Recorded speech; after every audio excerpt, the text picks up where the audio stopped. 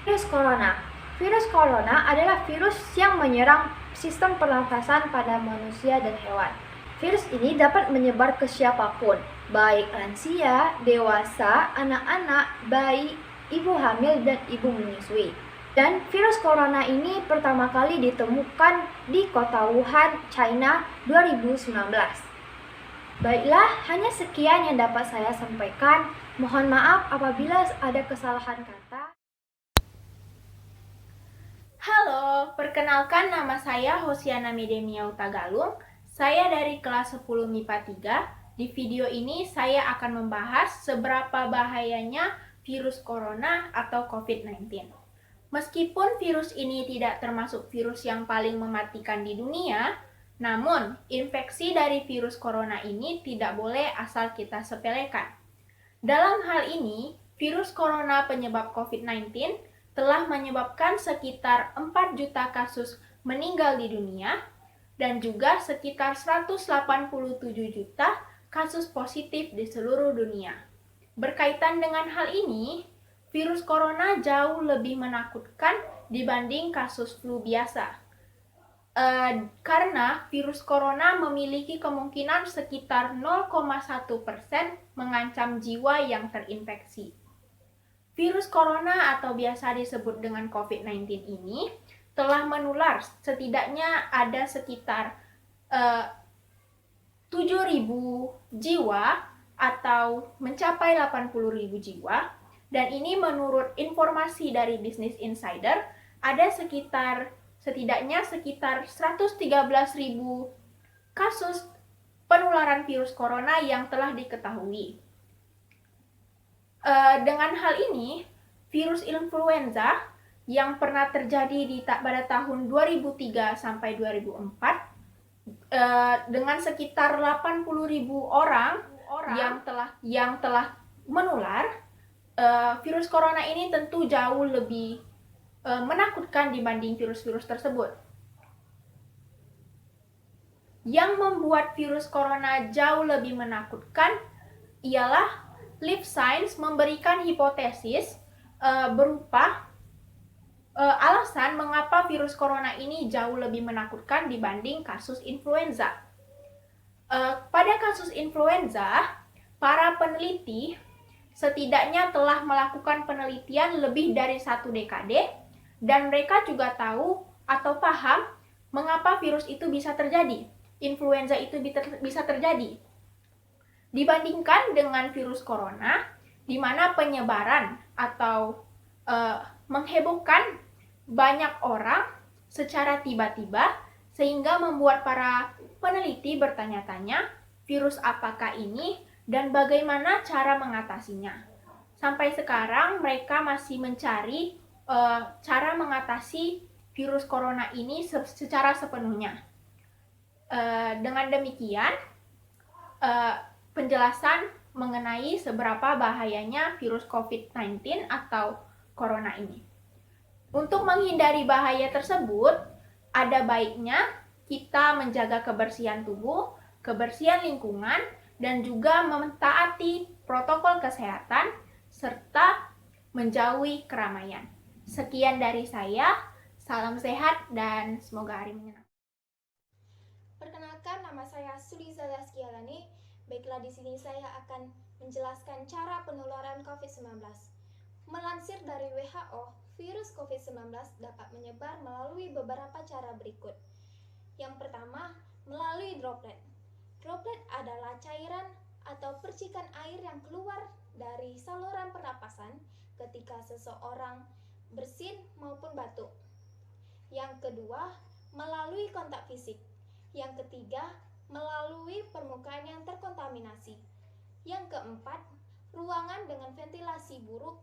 Dan yang kelima, tempat yang ramai. Assalamualaikum warahmatullahi wabarakatuh.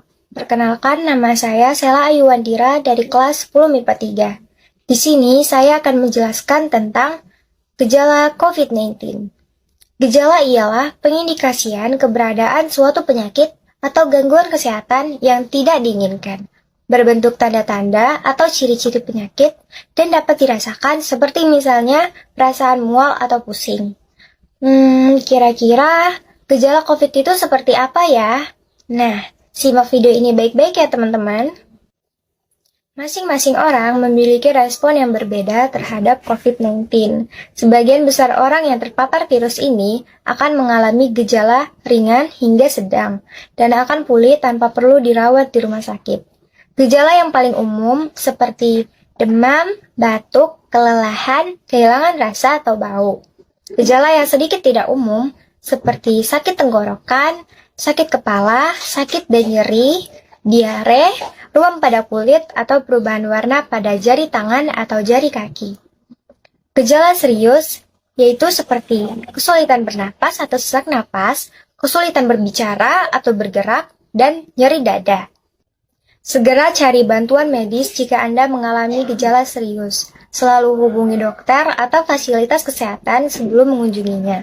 Orang dengan gejala ringan yang dinyatakan sehat harus melakukan perawatan mandiri di rumah.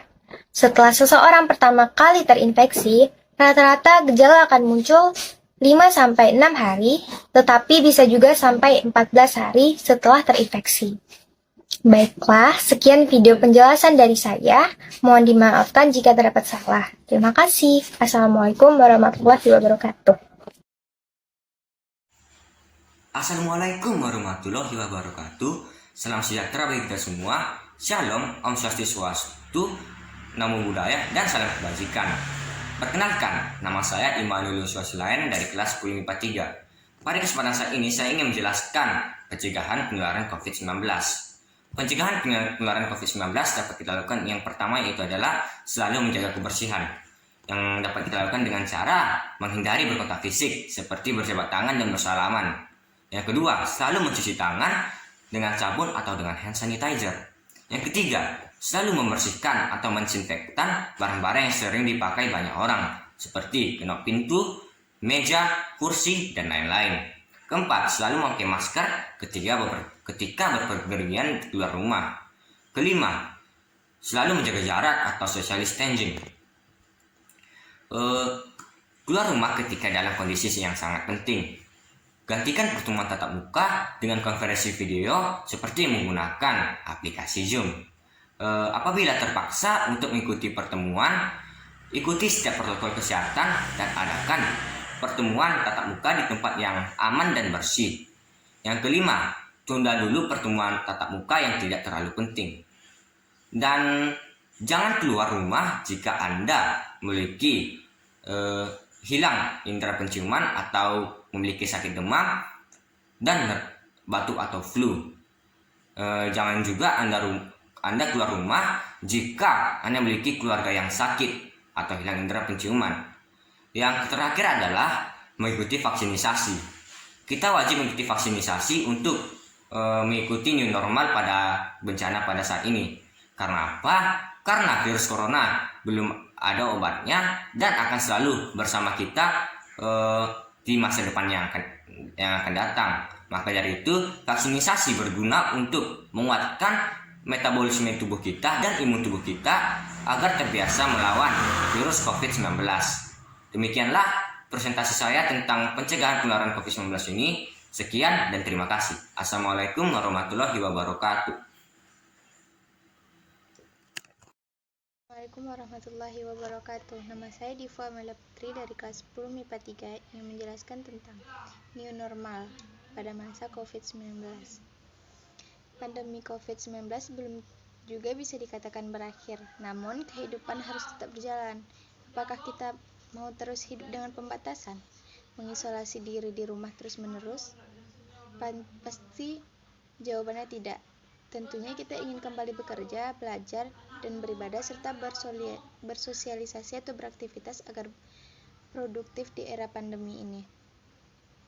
Jika hal tersebut tidak dilakukan, cepat atau lambat akan berdampak pada ekonomi, akan mengalami perlambatan, industri tidak berjalan, atau masyarakat kehilangan penghasilan.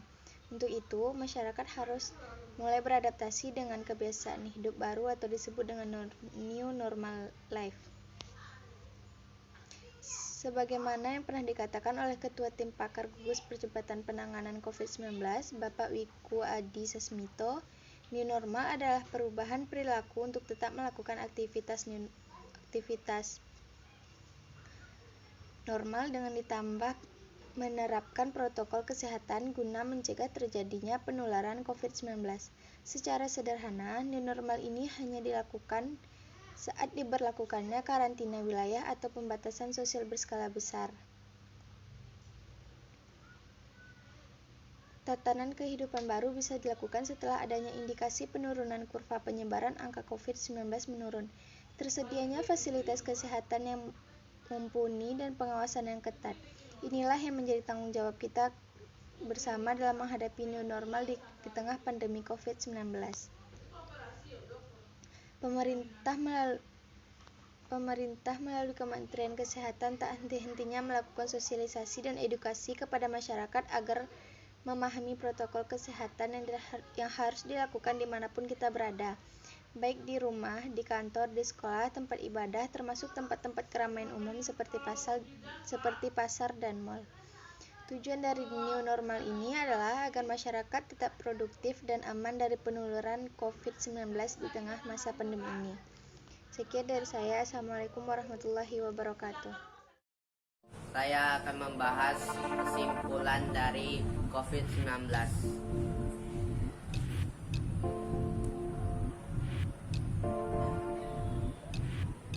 Menurut Bio Farma, COVID-19 adalah virus varian baru yang berjenis coronavirus. Virus ini menular ke manusia. Virus ini menyerang bayi, balita, anak-anak, dewasa, lansia, ibu hamil, ibu menyusui.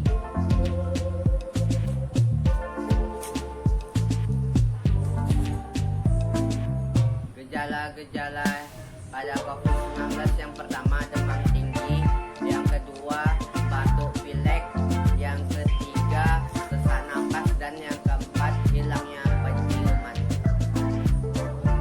Cara pencegahan COVID-19 adalah 3M. Yang pertama, memakai masker. Yang kedua, menjaga jarak.